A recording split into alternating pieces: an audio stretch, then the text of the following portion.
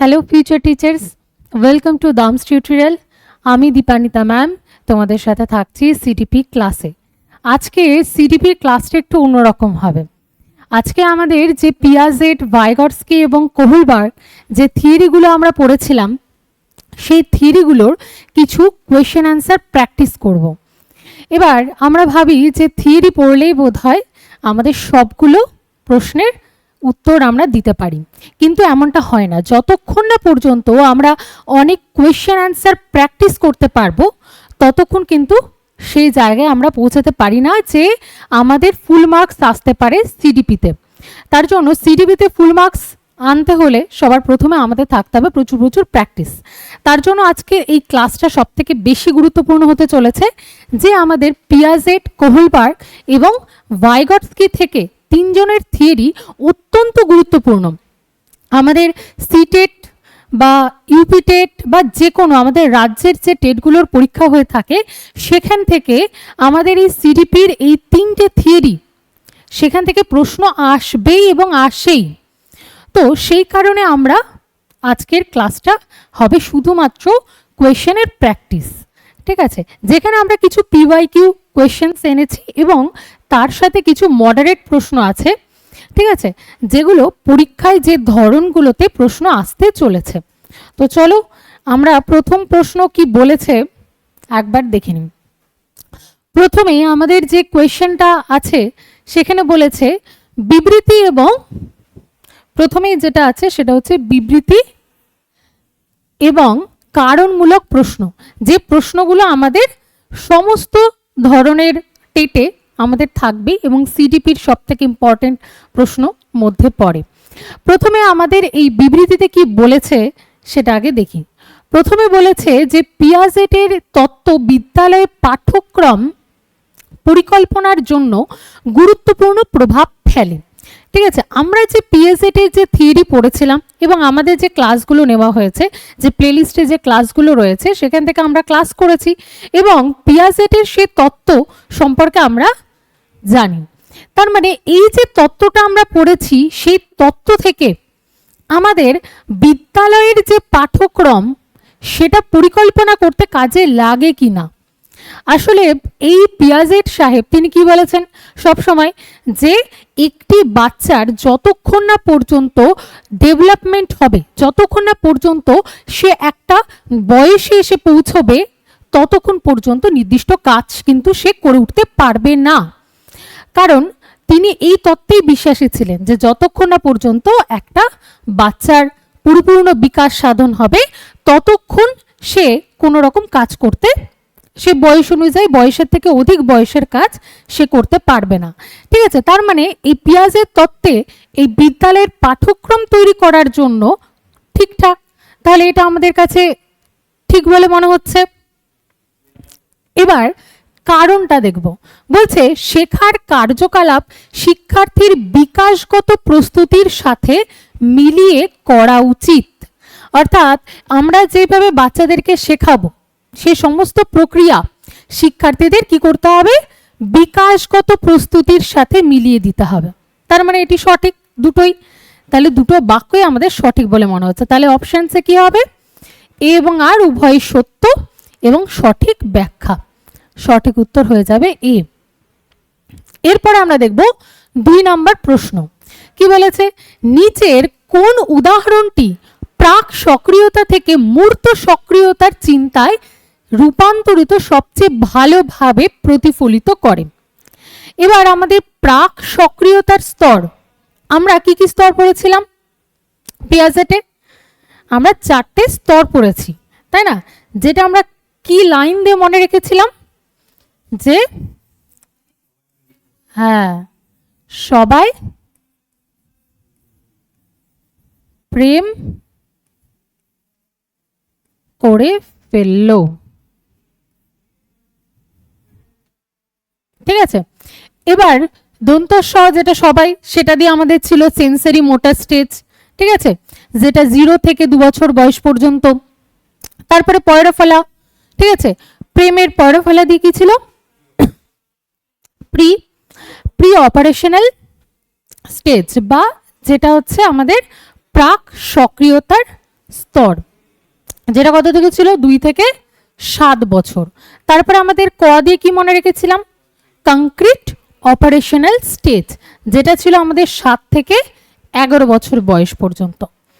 এইবার ফ দিয়েছিল ফর্মাল অপারেশনাল স্টেজ, যেটা 11+। এবার এটা বাড়তে বাড়তে আমাদের 18, 19, 20 হতে পারে।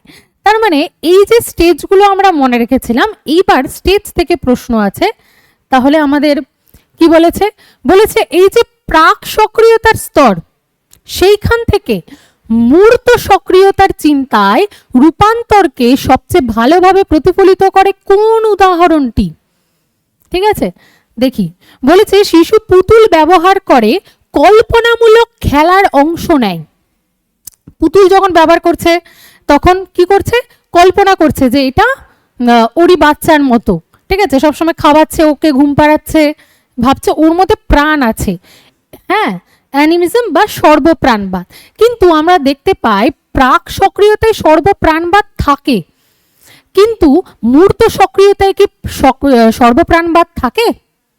থাকে না। তার মানে এই উত্তরটা যথাযথ নয়। তারপরে কি বলেছে, বলেছে শিশু বোঝে যে পাত্রের আকৃতি পরিবর্তন হলেও জলের পরিমাণ কিন্তু একই থাকে। ওই যে একটা উদাহরণ দেওয়া হয়েছিল আমাদের, হ্যাঁ, যে একটা সরু গ্লাস আর একটা চওড়া পাত্র, ঠিক আছে। এই যে প্রাক সক্রিয়তা স্তরে বাচ্চারা মনে করবে এইটাতে জলের পরিমাণ কম আছে, আর এইটা যেহেতু উঁচু তাই জলের পরিমাণ বেশি আছে, ঠিক আছে। কিন্তু যখন আবার মূর্ততে চলে আসে তখন তারা কিন্তু এই চিন্তাকে রূপান্তর করে নেয়, তাই না, যে দুটোই গ্লাসে পাত্রে সমান পরিমাণ জল আছে। তার মানে এই যে পাত্রের আকৃতি পরিবর্তন হলেও জলের পরিমাণ একই থাকে, অর্থাৎ আমাদের কি ছিল, সংরক্ষণ বা কনজারভেশন, তাই তো। তাহলে এই প্রশ্নের উত্তরটা হয়ে যাবে এইটি সঠিক, ঠিক আছে, বি। আমরা খাতা পেনেও কিছু কিছু উত্তরগুলো লিখব যাতে আমাদের প্র্যাকটিস হতে থাকে, ঠিক আছে, নিজেরা সলভ করব প্রশ্নের উত্তরগুলো। আচ্ছা, পরের প্রশ্ন কি বলেছে, বলেছে বিবৃতি আর কারণমূলক প্রশ্ন। প্রাক সক্রিয়তা স্তরে শিশুরা প্রায় জড় বস্তুর মধ্যে প্রাণ আছে বলে মনে করে প্রাক সক্রিয়তা স্তরে, ঠিক আছে, তাহলে বাক্যটি ঠিক। কারণ বলেছে প্রাক সক্রিয়তা স্তরে শিশুরা সাধারণত সর্বপ্রাণবাদী চিন্তায় জড়িত। তাহলে তো দুটোই ঠিক মনে হচ্ছে, অ্যানিমিজম যেটা আমাদের। তাহলে এ এবং আর উভয়ই সত্য এবং আর হলো এর সঠিক ব্যাখ্যা, ঠিক আছে। তারপরের প্রশ্ন বলেছে বিবৃতি পিয়াজে বিকাশ এবং শেখাকে সম্পর্কহীন প্রক্রিয়া বলে মনে করতেন। সম্পর্কহীন ছিল কি বিকাশ এবং আমাদের যে কোনো কিছু শেখা?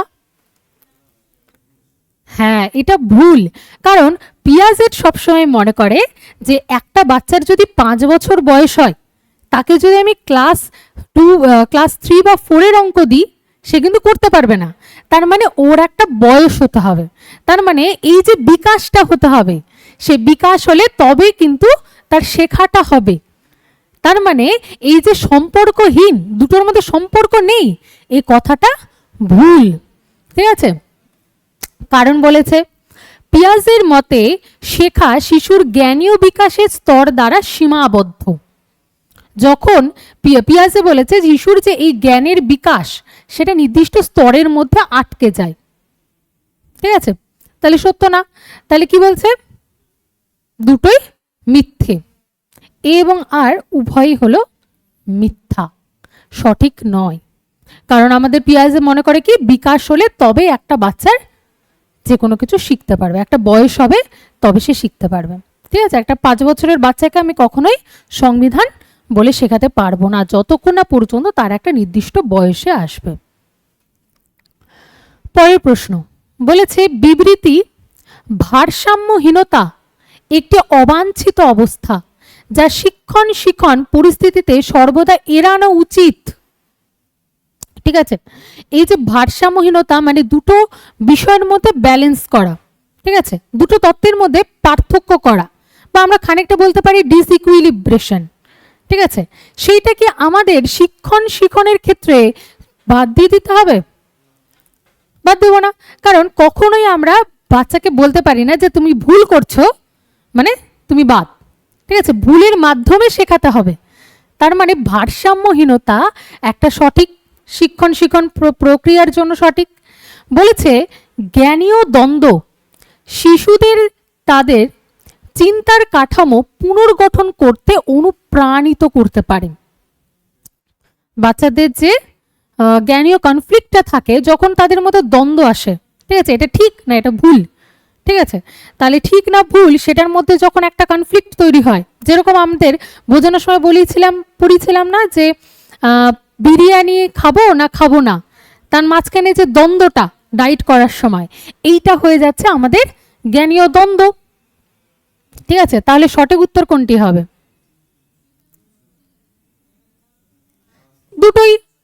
দুটোই সঠিক, ঠিক আছে, কারণ পুনর্গঠন করতে অনুপ্রাণিত করে আমাদেরকে এই জ্ঞানীয় দ্বন্দ্ব কাঠামো তৈরি করতে, ঠিক আছে, তাহলে এ এবং বি আর উভয়ই হচ্ছে সত্য। এ মিথ্যে, সরি, এ হচ্ছে মিথ্যা, কারণ এটা উচিত বলেছে, আমাদের উচিত নয়, ঠিক আছে, তাহলে সঠিক উত্তর 2, যে এ হলো মিথ্যা এবং আর হলো সত্য। আচ্ছা, পরের প্রশ্ন বলেছে বিবৃতিতে পিয়াজের তত্ত্ব অনুসারে সমস্ত সংস্কৃতির সমস্ত শিশু বিকাশের একই পর্যায়ক্রমের মধ্যে দিয়ে যায়। সমস্ত বাচ্চা যে কোনো কালচারের মধ্যে একটাই পর্যায়ের মধ্যে দিয়ে যায়, মানে যে যে পর্যায়গুলো চলে এসেছে, এই যে pre sensory motor stage, conventional, pre conventional, সমস্ত কিছুর মধ্যে দিয়ে যায়, সেটা কি ঠিক? পর্যায়ক্রমের মধ্যে দিয়ে যায়, ঠিক, কারণ এই যে পিয়াজের তো বলেছেন ওনার তত্ত্বটা পুরোপুরিভাবে, তার তত্ত্বটা পুরোপুরিভাবে কি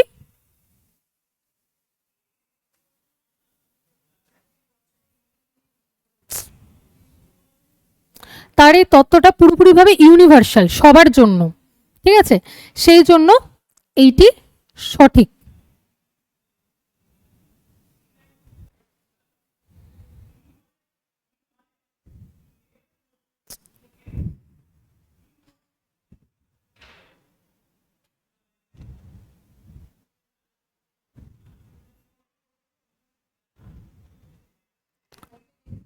একবার ডাকুন তো।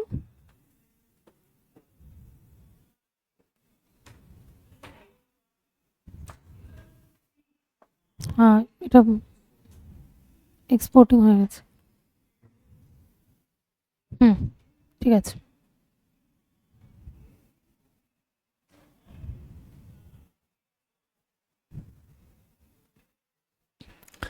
আচ্ছা, তারপরে কারণ কি দিয়েছে, যে পিয়াজে বিশ্বাস করতেন যে জ্ঞানীয় স্তরগুলি জৈবিকভাবে অপরিবর্তনীয় ক্রমে থাকে। পিয়াজের যে তিনি বিশ্বাস করতেন কি এই যে স্তরগুলো আছে সেগুলো অপরিবর্তনীয় ক্রমে থাকে, মানে কোনো পরিবর্তন হয় না, তাই তো?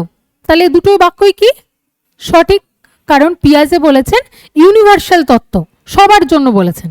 হ্যাঁ, তাহলে এ এবং আর উভয় সত্য, এবং আর হচ্ছে এর সঠিক ব্যাখ্যা, ঠিক আছে।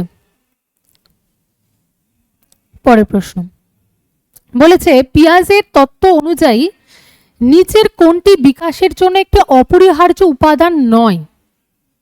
কোনটি প্রয়োজনীয় নয় আমাদের এই পিয়াজের তত্ত্বের মধ্যে? পরিপক্কতা প্রয়োজন আছে, তিনি বলেছেন যতক্ষণ না ম্যাচুরেশন হবে ততক্ষণ পর্যন্ত বাচ্চা কিছু শিখতে পারবে না। তারপরে সামাজিক অভিজ্ঞতা, ঠিক আছে, সোশ্যাল কনফ্লিক্টের কথা বলেছেন তিনি, সোশ্যালি হতে হবে, অ্যাক্টিভ থাকতে হবে বাচ্চাদেরকে, তবে কোঅপারেটিভ লার্নিং করানো যাবে ক্লাসের মধ্যে।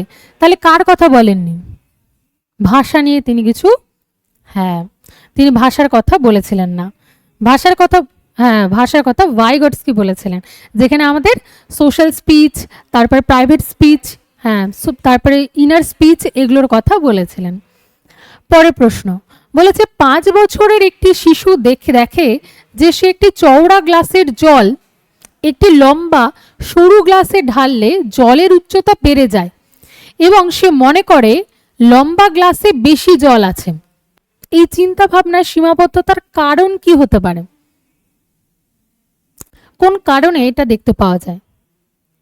সে প্রতীকী খেলা খেলতে পারে না, সিম্বলিক প্লে করতে পারে না, এটা না, এটা নয়, কারণ জলের কথা বলেছে। তার চিন্তা ভাবনা অপরিবর্তনীয়, মানে পরিবর্তন হয় না। এইটি হচ্ছে সঠিক উত্তর, কারণ সে তার চিন্তার পরিবর্তন হচ্ছে না তো। ঠিক আছে, যখন দেখছে সরু গ্লাসের জল আর বড় গ্লাসের চওড়া পাত্রের জল দুটো বুঝতে পারছে না যে দুটো সমপরিমাণ আছে কিনা।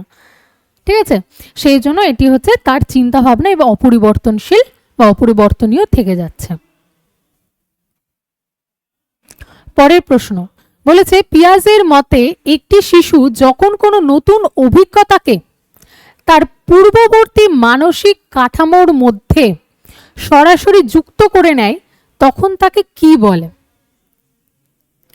যখন একটি শিশু নতুন অভিজ্ঞতাকে পূর্ববর্তী মানসিক অভিজ্ঞতায় অ্যাড করে নেয়, ঠিক এরকম যেরকম আমরা প্রথমে স্যামসাং এর একটা অ্যাসিমিলেশন, স্যামসাং এর একটা ফোন ইউজ করতাম, তাই না, যেটা আমি বলেছিলাম ক্লাসে। স্যামসাং এর ফোন ইউজ করতে গিয়ে এবার দেখা যাচ্ছে যে আমরা যখন ভিভো বা ওপোর ফোনটা কিনলাম সেখানে কি করছি, সেই স্যামসাং এর যে তত্ত্বটা, যে সেটিংসগুলো, সেগুলো আমাদের অ্যান্ড্রয়েড মানে সমস্ত সিস্টেমগুলো আমাদের মাথায় আছে। ঠিক আছে, অ্যান্ড্রয়েডের সমস্ত সিস্টেমগুলো মাথায় রেখে আমরা ভিভো বা ওপোটাকে চালাতে পারছি। এবার ভিভো এবং ওপোটাকে যখন আমরা চালাচ্ছি তখন তার মানে আমাদের পুরনো একটা তথ্য যার দ্বারা নতুন কাজ করতে পারছি। ঠিক আছে, আমরা কিন্তু চেঞ্জ করে দিচ্ছি না, চেঞ্জ করলে হয়ে যাবে কি অ্যাকোমোডেশন, আমরা মডিফাই করে দিচ্ছি, তখন হয়ে যাবে অ্যাকোমোডেশন। কিন্তু যখন আমরা নতুন অভিজ্ঞতাকে তার পূর্ববর্তী মানসিক কাঠামোর মধ্যে সরাসরি যুক্ত করে নিচ্ছি তখন হয়ে যাবে অ্যাসিমিলেশন বা আত্মীকরণ করা। ঠিক আছে, এইবার পরের প্রশ্ন বলেছে রিয়া বুঝতে পারে যে মাটির একটা ডেলাকে প্রথমে লম্বা সাপের মতো করলেও তা গোল করে আবার আগের মণ্ড পাকানো যায়। ঠিক আছে, যায় না বলেনি, কিন্তু পাকানো যায়। পিয়াজের মতে রিয়া জ্ঞানমূলক বিকাশের কোন স্তরে আছে?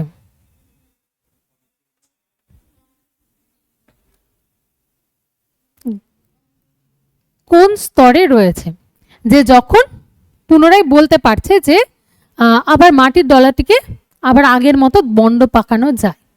তাহলে কোনটি হবে?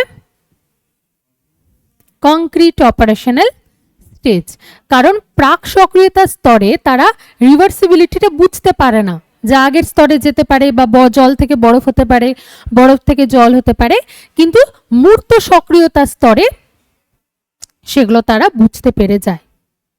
ঠিক আছে, পরের প্রশ্ন বলেছে যা পিয়াজের কগনিটিভ ডেভেলপমেন্ট থিওরি অনুযায়ী কোন স্তরে শিশুরা অবজেক্ট পার্মানেন্স বা বস্তুর স্থায়িত্ব সম্পর্কে অভিজ্ঞতা একটা লাভ করে? মানে বলতে পারে যে একটা বস্তুর স্থায়িত্ব কি বা অবজেক্ট পার্মানেন্স কি। যেরকম যেরকম একটা বাচ্চার সামনে আপনি পেন নিয়ে গেলেন, গিয়ে বললেন যে এটা দেখো, দিয়ে হুশ করে দিলে তখন সে জিনিসটা সম্পর্কে সে ভাবছে যে নেই, এই জগতে আর ওই পেনটা নেই। ঠিক আছে, কিন্তু এটা কত মাস বয়স পর্যন্ত? 4 থেকে 5 মাস বয়স পর্যন্ত বুঝতে পারবে। কিন্তু যখনই সে 9 থেকে 18 মাস বয়সে চলে আসবে তখন তার মধ্যে কি হতে শুরু করবে, যে খুঁজবে যে কোথায় আছে, তাই না? ঠিক যেরকম একটা খেলনার বাক্স যদি বাচ্চাদের সামনে রেখে দেওয়া হয়, একটা কাপড় দিয়ে ঢেকে দিলাম খেলনার বাক্সটা, এবার সে কিন্তু এই যে আগের স্তরে মানে 4 থেকে 5 মাস বয়সে সে কিন্তু খুঁজবে না, ও আচ্ছা ঢেকে আছে মানে তার খেলনা তার কাছে নেই। কিন্তু যখনই 9 থেকে 18 মাস বয়সে চলে যাবে তখন সে বয়সের সেই বস্তুটার স্থায়িত্ব, মানে বস্তুটা ওখানে আছে, ঢাকা থাকলে ওর মধ্যে আছে, এই কনসেপ্টটা সে বুঝতে পারবে। ঠিক আছে, এটা সাধারণত কোন স্তরে দেখতে পাওয়া যায়? না, সেন্সরি মোটর স্টেজে, আমাদের সেন্সরি মোটর স্টেজ বা সংবেদন চালনমূলক স্তরে আমরা এটা দেখতে পাই। তারপর এগুলো তো বুঝতেই পারে যে কোনটা আছে কোনটা নেই। আচ্ছা, তারপরের প্রশ্ন বলছে পিয়াজের মতে হাইপোথেটিকো ডিডাকটিভ রিজনিং বা কাল্পনিক অবরোহী যুক্তি, ঠিক আছে, যখনই যুক্তি আসবে বা কল্পনা করতে পারছে, সেটা কোন স্তরে দেখা যায়? যখন একটা বাচ্চা কল্পনা করতে পারবে, ঠিক আছে, বা যুক্তি দিতে পারবে, তখন কোন স্তর? অবশ্যই ফর্মাল বা যৌক্তিক সক্রিয়তার স্তর, যেখানে বাচ্চা বুঝতে পারবে, একটা কবিতা বানিয়ে লিখতে পারবে, ঠিক আছে, বিভিন্ন রকম কিছু কল্পনা করতে পারবে। সেটা হচ্ছে যৌক্তিক সক্রিয়তামূলক স্তরে দেখতে পাওয়া যায়। পরের প্রশ্ন বলছে একটি শিশু মনে করে যে মেঘগুলো খুব রেগে আছে কারণ তারা জোরে ডাকছে এবং বৃষ্টি পড়ছে। পিয়াজের তত্ত্ব অনুযায়ী শিশুর এই ধারণার চিন্তা ভাবনাকে কি বলা হয়? অ্যানিমিজম বা সর্বপ্রাণবাদ। কারণ অহংকেন্দ্রিকতা কখন থাকে তাহলে? যখন একটা বাচ্চা মনে করছে যে নিজের দৃষ্টিভঙ্গিতে সবাইকে দেখে, ভাবছে সবার, হ্যাঁ, নিজের পছন্দ মানে এই জগতে সবার পছন্দ। একটা বাচ্চা যদি বারবি ডল পছন্দ থাকে, সে মনে করে তার মায়েরও সেই বারবি ডলটা মনে হয় পছন্দ হয়, ঠিক আছে, সেটা হচ্ছে ইগোসেন্ট্রিজম। সেন্ট্রেশন কি? যখন কোনো বিষয় কেন্দ্র থেকে ভাবতে পারে, কেন্দ্রে এসে ভাবতে পারে, বিভিন্ন দিক চিন্তা করতে পারে, সেটা সেন্ট্রেশন। আর ডিডাকটিভ লজিক, যখন তো আমাদের লজিক দিতে পারছে, তার মানে সেটা কোন স্টেজ? Formal operational stage. তার মানে এখানে যখন মেঘ ডাকছে, সে মেঘকে ভাবছে একটা পার্সন, ঠিক আছে, সেটা ভেবে সে মানে ভাবছে যে সে হয়তো বৃষ্টি পড়ছে, সেই কারণে রেগে গিয়েছে। তাই সর্বপ্রাণবাদ বা অ্যানিমিজম হয়ে যাবে সঠিক উত্তর। পরের প্রশ্ন বলেছে পিয়াজের মতে স্কিমা শব্দের প্রকৃত অর্থ কি? বলুন তো।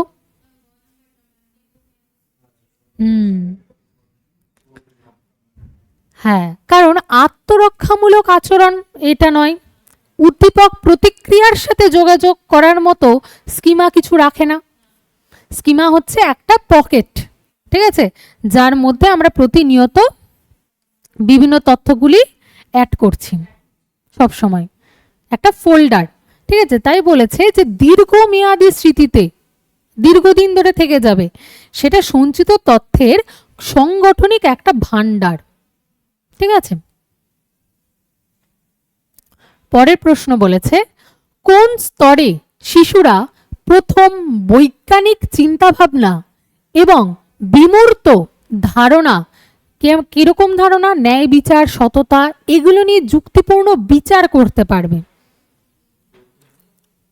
হ্যাঁ, যৌক্তিক বা ফর্মাল অপারেশনাল স্টেজে। কারণ যখনই ন্যায় বিচার, সততা তখন আসবে, তখন তো মোটামুটি 11+ হতে হবে তার বয়সটা, তখন তার মধ্যে সেই চিন্তাধারাগুলো আসছে। সেই জন্য এটা প্রথম বৈজ্ঞানিক চিন্তাভাবনা বা বিমূর্ত চিন্তা করার যে ক্ষমতা, সেটা কিন্তু তাদের যৌক্তিক অপারেশনাল স্টেজে, ফর্মাল অপারেশনাল স্টেজে আসবে। তারপরের প্রশ্ন বলছে পিয়াজের প্রজ্ঞামূলক বিকাশ তত্ত্বে পেডাগজিক্যাল তাৎপর্য অনুযায়ী একজন শিক্ষকের ক্লাসরুমে ভূমিকা কেমন হওয়া উচিত? যখন একটা টিচার যদি কঠোর হয় ক্লাসে এবং একনায়ক তন্ত্র হয়, যে আমি যেটা বলছি সেটাই ঠিক, একটা অঙ্কের প্রসেস আমি যেটা করাবো সেটাই ঠিক হবে, ঠিক আছে, অন্য কোনো প্রসেসে অঙ্ক করা যেতে পারে না, এটা হবে না।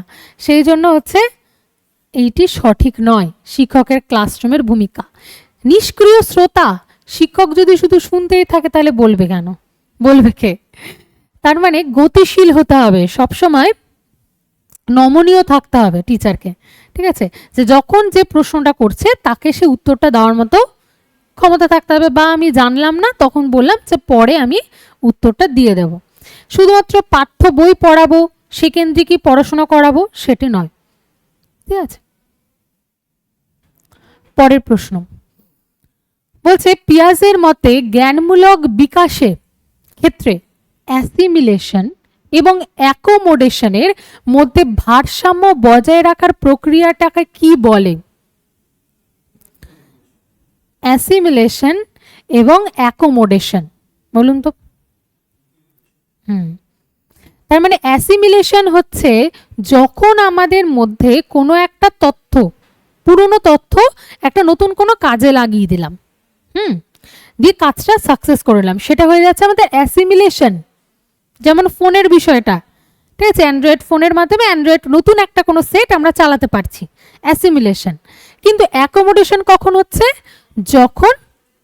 যখন আমরা পুরোপুরিভাবে একটা আলাদা ফোন, যেমন আইফোন, তার সেটিংস আলাদা, সব কিছু চেঞ্জ করে যখন সেইখানে কাজটা করাতে পারছি, সেটা হচ্ছে চেঞ্জ করতে পারছি, অ্যাকোমোডেশন করতে পারছি, মডিফাই করতে পারছি, সেটা হয়ে যাচ্ছে অ্যাকোমোডেশন। আর এই দুটোর মধ্যবর্তী যে প্রক্রিয়াটা, দুটোর মধ্যে যে মাঝখানে যেটা থাকবে, সেটা হয়ে যাবে আমাদের সাম্যাবস্থা বা ইকুইলিব্রেশন। দুটো ইকুয়াল ভাবে থাকতে হবে, ঠিক আছে, ইকুইলিব্রেশন।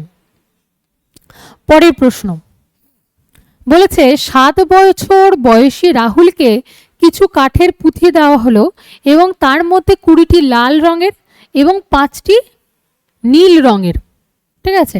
তাকে জিজ্ঞাসা করা হলো লাল পুঁথি বেশি আছে নাকি কাঠের পুঁথি বেশি আছে? এইটা আমরা ভালো করে মাথায় রাখবো, কাঠের পুঁথি বেশি আছে। রাহুল উত্তর দিল লাল পুঁথি বেশি আছে। পিয়াজের মতে রাহুল কোন ক্ষমতাটিকে অর্জন করতে পারেনি? পারেনি।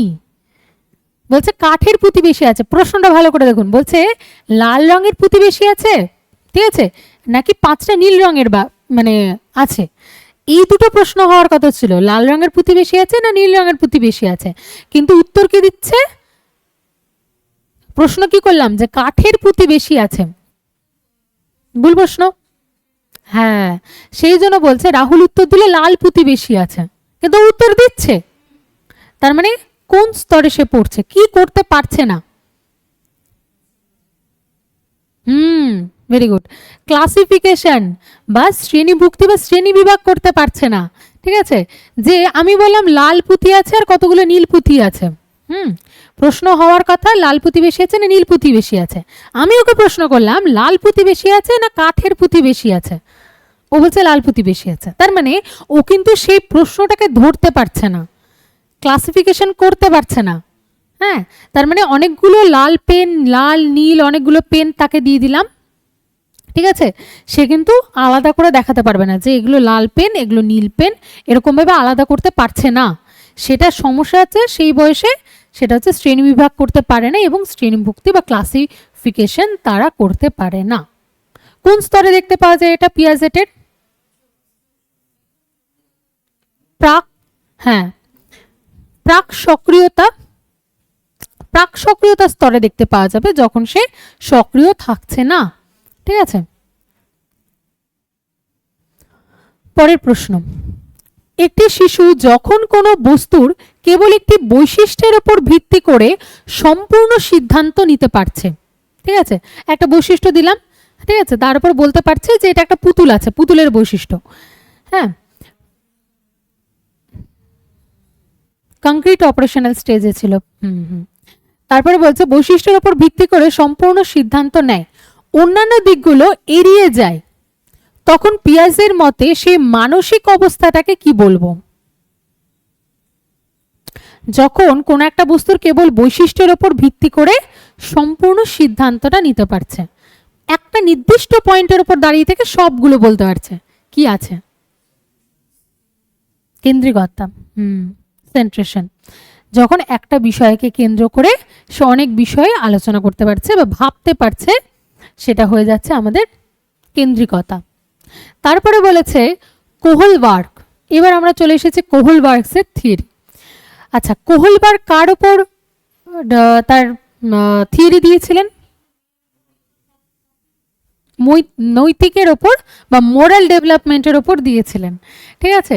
তার মানে নৈতিক বিকাশের কথা বলেছেন এই কোহলবার্গ। এবার কি বলেছে কোহলবার্গ? বলছে নৈতিক বিকাশের কোন স্তরে কোনো ব্যক্তি তার পরিবারের সদস্যদের বা প্রতিবেশীদের খুশি করার জন্য কাজ করে, অপরের জন্য কাজ করছে, তখন সেই স্টেজটাকে আমরা কি বলবো? ঠিক, ভালো ছেলে বা সুন্দর মেয়ে সেই স্তরে তারা পড়বে। আচ্ছা, আমাদের এই যে কোহেলবার্গস কি তত্ত্ব দিয়েছিলেন?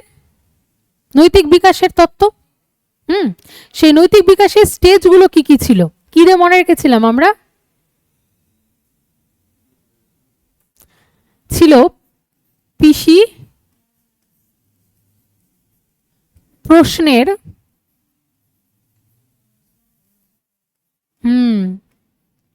উত্তর দিল, ঠিক আছে, এইটা দিয়ে আমরা মনে রেখেছিলাম। তাহলে পিসি, পিতে কি ছিল? প্রি কনভেনশনাল, ঠিক আছে। তারপরে প্রশ্নের দিয়ে কি ছিল? কনভেনশনাল। তারপরে উত্তর দিয়েছিল পোস্ট কনভেনশনাল, মানে পি দিয়েছিল হচ্ছে প্রাক প্রথাগত স্তর, যেটা আমাদের প দিয়েছিল, পয়ের রফলা দিয়েছিল প্রথাগত স্তর, আর হসু দিয়েছিল উত্তর প্রথাগত স্তর, ঠিক আছে, যেটা দিয়ে আমরা মনে রেখেছিলাম যে তিনটে তার পর্যায়, ঠিক আছে। আর কয়টা স্টেজ ছিল? 6টা স্টেজ ছিল, তিনটে পর্যায় এবং ছিল 6টা স্টেজ, ঠিক আছে। এবার আমরা 6টা স্টেজের জন্য মনে রেখেছিলাম একটা বাক্য। কি ছিল সেই বাক্য? যে প্রথমে শাস্তির ভয়, তাই তো? তারপরে মাঝে ভালো সাজা,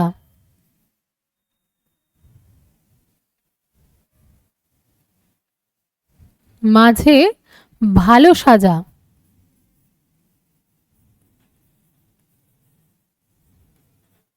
আর শেষে বিবেকী আসল রাজা।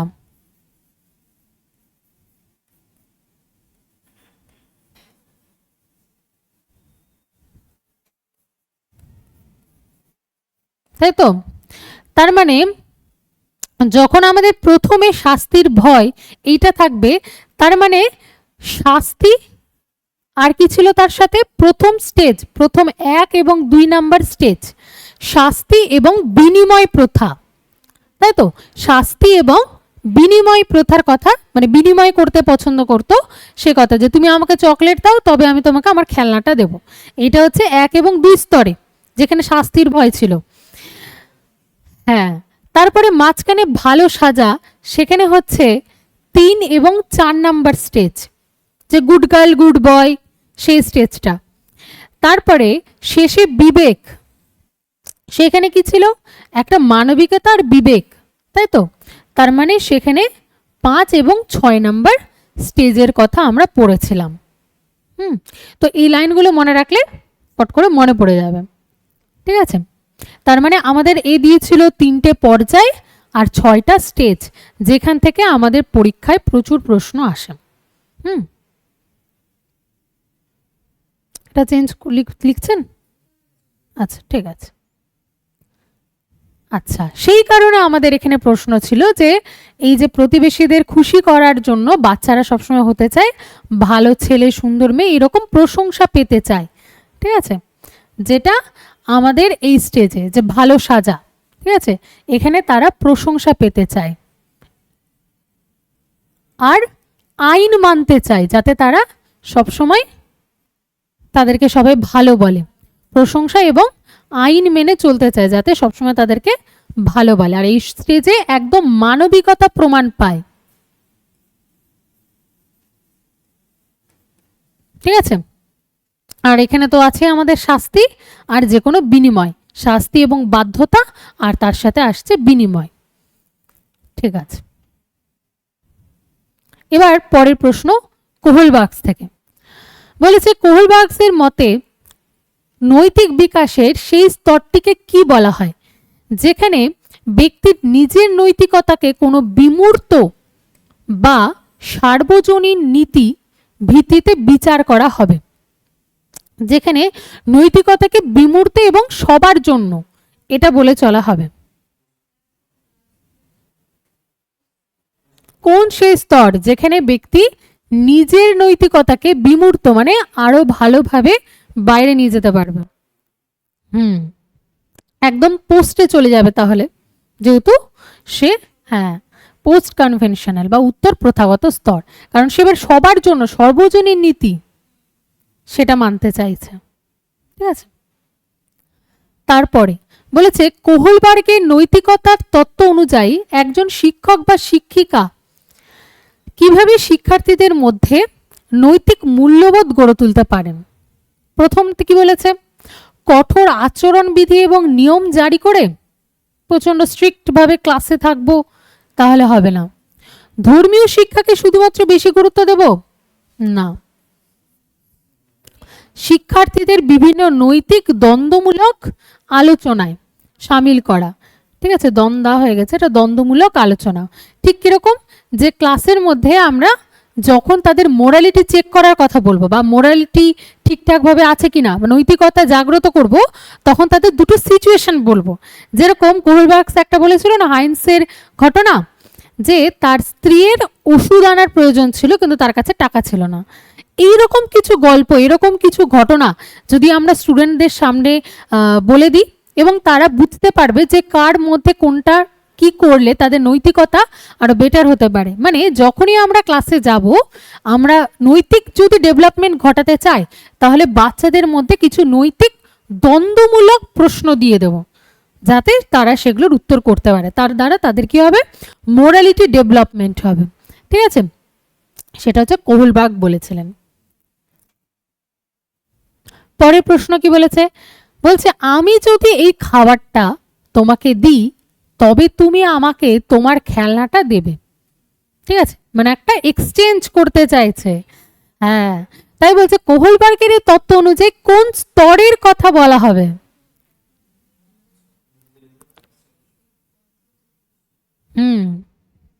যে স্তরটা ছিল সেটা হচ্ছে এই যে বিনিময়, ব্যক্তিগত পুরস্কার ও বিনিময় ওরিয়েন্টেশন। মানে এই যে কথাটা বলেছে এর দ্বারা ওরা দুটো জিনিস পেতে চায়। এক হচ্ছে পুরস্কার, মানে রিওয়ার্ড পাবে সবসময় এরকম চাইছে, এবং তার সাথে কি চাইছে, যে আমি কিছু একটা জিনিস চাইছি স্বার্থ বোঝে। ঠিক আছে, তো তার জন্য সঠিক উত্তর হবে ব্যক্তিগত পুরস্কার এবং বিনিময় ওরিয়েন্টেশন। পরের প্রশ্ন বলেছে কোহলবার্গের তত্ত্ব মূলত কিসের ওপর ভিত্তি করে হয়েছে?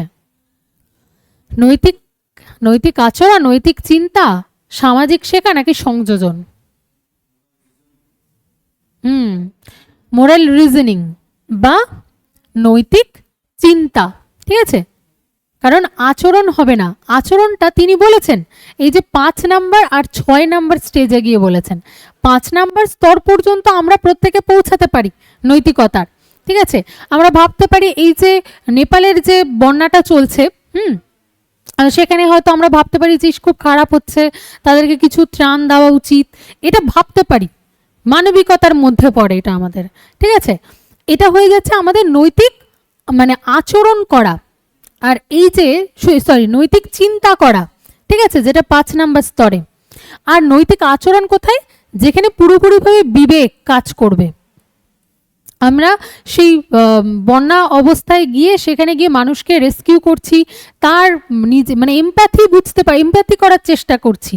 ঠিক আছে, তার মানে 6 স্টেজে গিয়ে সেটা কেউ পৌঁছাতে পারে না, যেরকম গান্ধীজি, ঠিক আছে, তারা পৌঁছেছিলেন, সেরকম আমরা পৌঁছাতে পারি না। সেই জন্য তিনি বলেছেন কোহলবার্গ তত্ত্বর সাধারণত পুরো তত্ত্বটা তারা নৈতিক চিন্তার ওপর করেছেন, নৈতিক আচরণের ওপর করেননি, কারণ নৈতিক আচরণ সবাই করতে পারে না, সবার জন্য সম্ভব নয়। সেই জন্য নৈতিক চিন্তার কথা তিনি বলেছেন। যে প্রশ্নটা সিটেট 2016-তে ছিল এবং সিটেট এই উত্তরটাকে নির্বাচন করে। ঠিক আছে, যে নৈতিক চিন্তা হবে সঠিক উত্তর। পরের প্রশ্ন বলেছে লিঙ্গ পক্ষপাতের জন্য কোহলবার্গকে কে সমালোচনা করেছিলেন? ক্যারেল গিলিগান। কারণ এই ক্যারেল গিলিগান ছিলেন তার একজন স্টুডেন্ট। ঠিক আছে, যার সাথে তিনি বিভিন্ন রিসার্চের কাজ করেছেন, কিন্তু তিনি রিসার্চের কাজ করতে গিয়ে দেখেছেন যে থিওরিটা কোহলবার্গ দিয়েছেন সম্পূর্ণভাবে পুরুষদের ওপর বা ছেলেদের ওপর করেছেন। একমাত্র সেই কারণে ক্যারল গিলিগান তার একজন শিষ্যা যে বলেছিলেন তার এই তত্ত্বের সমালোচনা করেছেন। কোহলবার্গের তত্ত্বে মোট কতগুলো স্তর আছে? 6টা স্তর আছে, কারণ পর্যায় হচ্ছে কয়টি রয়েছে? 3টে পর্যায় আর 6টা স্তর। ঠিক আছে। পরের প্রশ্ন, নৈতিক চিন্তা ও নৈতিক আচরণ এই দুটি হলো কিরকম অবস্থায় থাকে? ঠিক আছে, সব সময় একই রকম থাকে, কখনো এক, ঠিক আছে, মানে দুটোই একই হয় বা কখনো আলাদা হয়, আবার সব সময় আলাদা থাকে, আবার সব সময় এক নয়। বিষয়টা সব সময় এক নয়, কারণ কি অনেকে মনে করতে পারে যে সব সময় আলাদা হতে পারে। হ্যাঁ, কারণ কি আলাদা প্রশ্নটা উত্তরটা হবে না, সেটার কারণ হচ্ছে নৈতিকতা তো রয়েছে দুটোর মধ্যেই। ঠিক আছে, দুটো আলাদা একটু হতে পারে, কিন্তু টপিক যেহেতু নৈতিকতা নিয়ে সেজন্য খানিকটা একই রকম থাকে। সেজন্য আমরা বলবো সব সময় মানে সব ক্ষেত্রে একরকম হবে না নৈতিক চিন্তা এবং নৈতিক আচরণটা, যেটা আমাদের বিহার টেট 18 সালে প্রশ্ন করেছে এবং এটাকে উত্তর বলে জারি করেছে।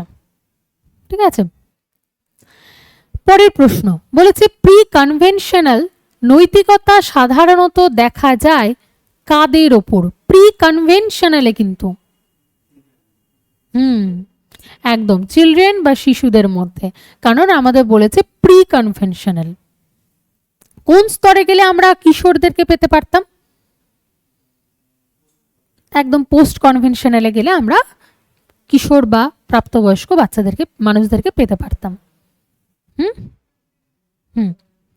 তারপরের প্রশ্ন বলেছে কোহলবার্গের স্টেজ 3 কি নামে পরিচিত? Stage 3 good boy good girl, সেটা স্টেজ 3তে আমাদেরকে বলেছিল। তার মানে আমাদের কিন্তু শুধুমাত্র পর্যায়ে নয়, স্টেজ থেকেও যে প্রশ্নটা আসে। ঠিক আছে, স্টেজ 3তে ছিল গুড বয় এবং গুড গার্লের স্টেজ। তারপরে স্টেজ 4 এর স্তরের নৈতিকতা পরিবর্ধিত হয় কিসের দ্বারা? স্টেজ 4-এ হ্যাঁ, স্টেজ 4-এ যখন চলে যাবে তখন কি থাকে? বাচ্চারা চায় প্রশংসা আর আইন মানতে, তাই তো?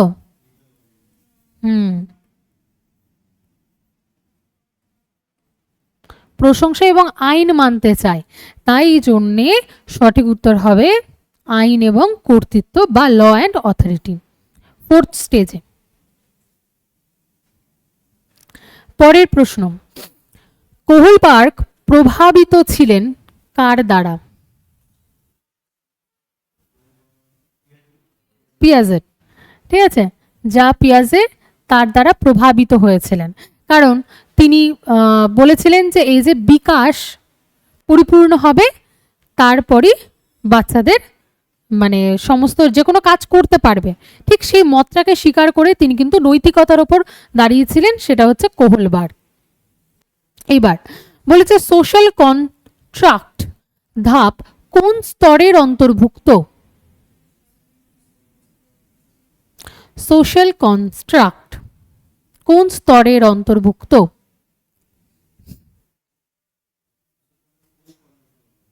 Social construct post conventional.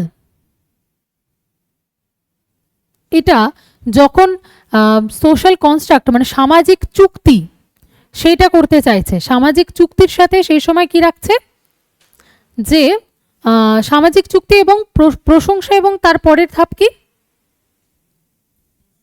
তাই তো? পোস্ট কনভেনশনাল, সেটা হচ্ছে সোশ্যাল কনস্ট্রাক্ট বা সামাজিক চুক্তি পেতে চাইছে, সোশ্যাল ওরিয়েন্টেশন সেগুলো কাজ করতে চায়, সেটা হচ্ছে পোস্ট কনভেনশনাল স্টেজে।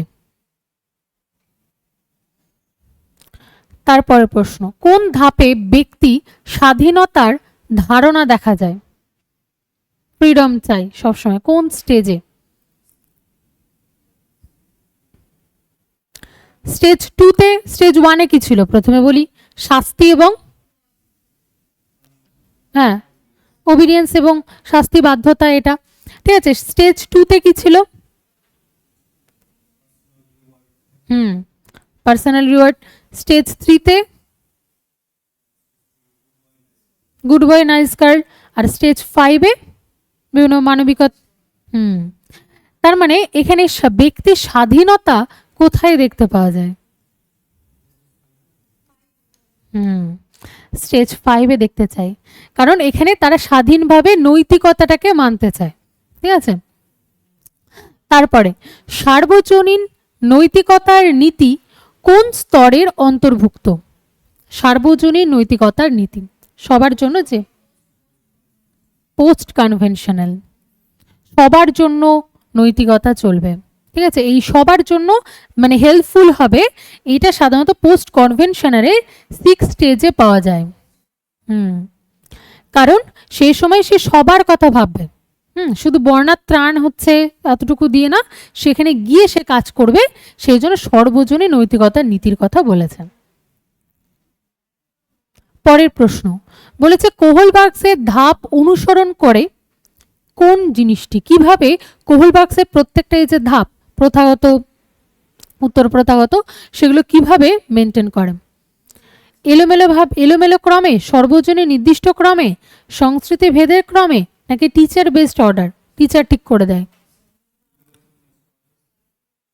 ইউনিভার্সাল, হ্যাঁ ফিক্সড অর্ডার, কারণ সব সময় সবার জন্য সেটা করতে বলেছে। যেরকম আমাদের পিয়াজেটেরও যেরকম সোশ্যাল কালচারাল থিওরিটা যেহেতু আমাদের দিয়েছেন কে? ভাইগটস্কি, সোশ্যাল কালচারাল থিওরি, কিন্তু ইউনিভার্সাল সবার জন্য দিয়েছেন, ঠিক আছে। কারণ তারা সবসময় বলেছে যে সংস্কৃতি, সমাজ, হ্যাঁ এগুলো যেহেতু সবার কথা বলেছে, পিয়াজেটে যেরকম ইউনিভার্সাল তত্ত্ব দিয়েছেন, এই কোহলবার্গও কিন্তু ইউনিভার্সাল ভাবেই তত্ত্বটা দিয়েছেন সবার জন্য। সেই জন্য সর্বজনীন নির্দিষ্ট ক্রম হবে সঠিক উত্তর। এই ক্রমেই তার ধাপগুলো সাজানো আছে। পরের প্রশ্ন, কোন ধাপে শাস্তি এড়ানো প্রধান উদ্দেশ্য থাকে? যে আমি ভুল করব না, বেঁচে যাব, এরকম। স্টেজ 1 এ কি কি থাকছে? কারণ শাস্তি, হ্যাঁ শাস্তি বাধ্যতা, ঠিক আছে, শাস্তির ভয়, তার সাথে বাধ্যতা, আর একটা কি থাকে শাস্তির সাথে, যেটার জন্য শাস্তি এড়ানো চায়, আর একটা কি থাকে? বিনিময়, ঠিক আছে। সরি, স্টেজ 1, স্টেজ 2 তে হচ্ছে বিনিময়, বিনিময় মাধ্যমে কাজ করতে পারে। সেজন্য বলেছে যেখানে বাচ্চা শাস্তি এড়াতে চায় যে ভুল করব না, সেটা হচ্ছে স্টেজ 1 এ, শাস্তির ভয় বা বাধ্যতা। পরের প্রশ্ন, স্টেজ 2 অন্য কোন নামে পরিচিত?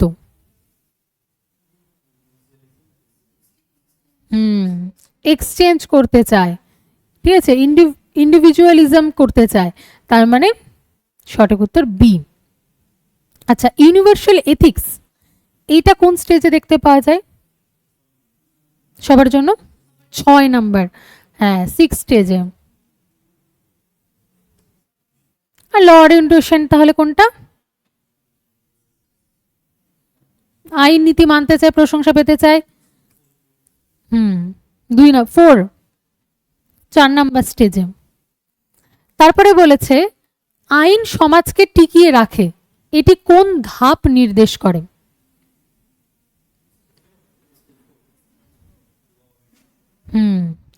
কারণ যখনই একটা বাচ্চা স্কুলে যাবে তখন তাকে বিভিন্ন রকম আইন শেখানো হয়, যে রোড ক্রস করার আগে তোমাকে কি দেখতে হবে? সিগন্যালটা দেখতে হবে, ঠিক আছে।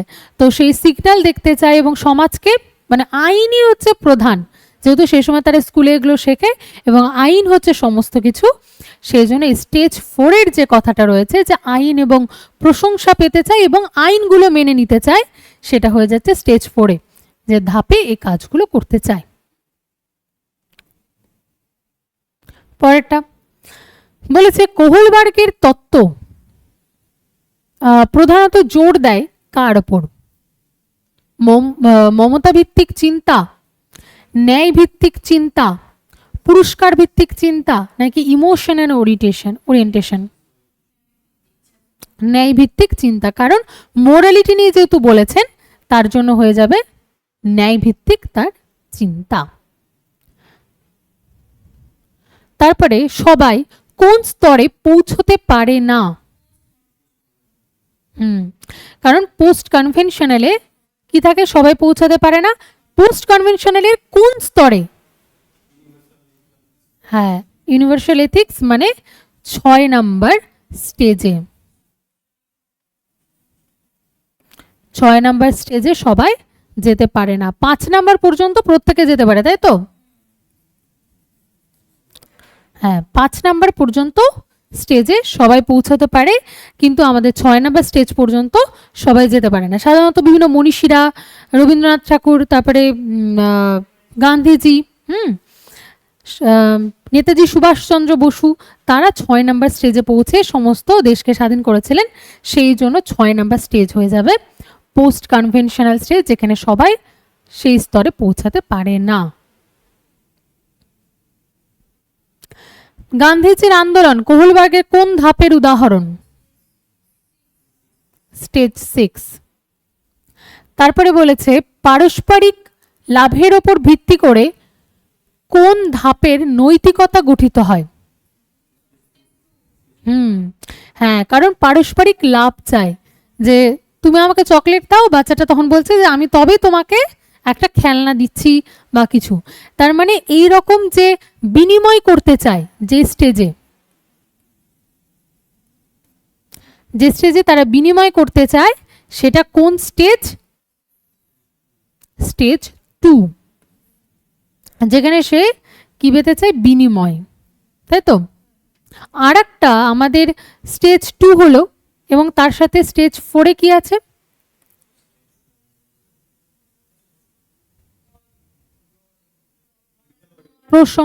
প্রশংসা পেতে চায় এবং আইন মানতে চায়। তারপরের প্রশ্ন, স্ব-উদ্ভূত নৈতিকতা কোন স্তরকে বলা হয়?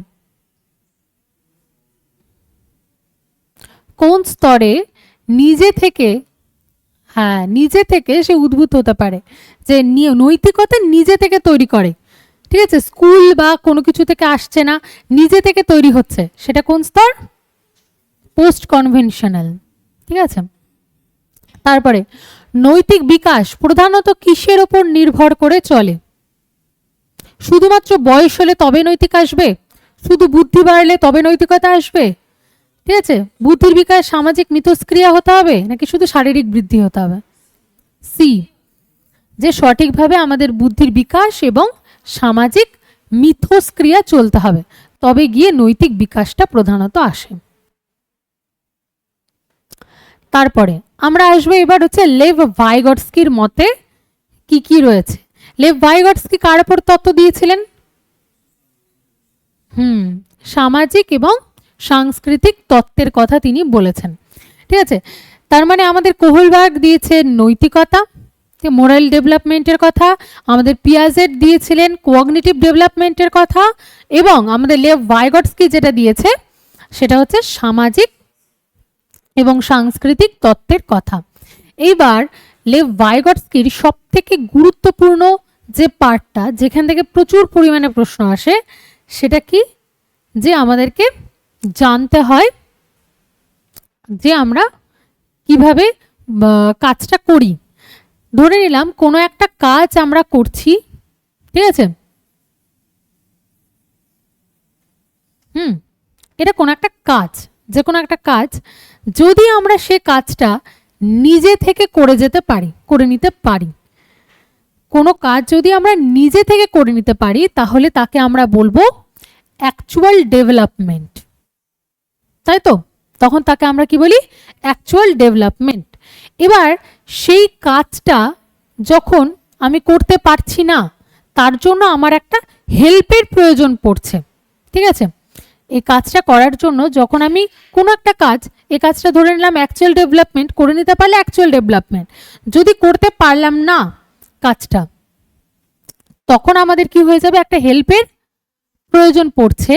তার মানে সেই কাজের জন্য যে হেল্পের প্রয়োজন পড়ছে তার মধ্যবর্তী যে অবস্থাটা রয়েছে বা মধ্যবর্তী যে সীমানাটা রয়েছে, কাজ করতে পারছি না আর একজনের হেল্প নিলে করতে পারবো, তার মধ্যবর্তী যে দূরত্ব বা মধ্যবর্তী যে সীমানা, তাকে আমরা বলি জেডপিডি বা জোন অফ প্রক্সিমাল ডেভেলপমেন্ট।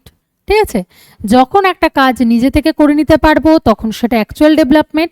কোনো একটা কাজ যখন আমরা করতে পারছি না, তার জন্য আমাদের একটা হেল্পের প্রয়োজন পড়ছে, সেই হেল্প নেওয়ার যে মধ্যবর্তী সীমানা বা মধ্যবর্তী অবস্থা, তাকে আমরা বলবো জেডপিডি বা জোন অফ প্রক্সিমাল ডেভেলপমেন্ট। ঠিক আছে, এইবার সেই কাজটা করার জন্য কেউ আমাকে একটা ক্লু দিল বা বিভিন্ন রকম প্রশ্ন করে করে আমাকে উত্তরটা সলভ করাচ্ছে। তাহলে সেই যে ক্লু দিচ্ছে, ঠিক আছে, বা কোনো প্রম্পট ইউজ করে বলছে, সে ক্লু দেওয়া, তাকে আমরা কি বলবো, স্ক্যাফোল্ডিং।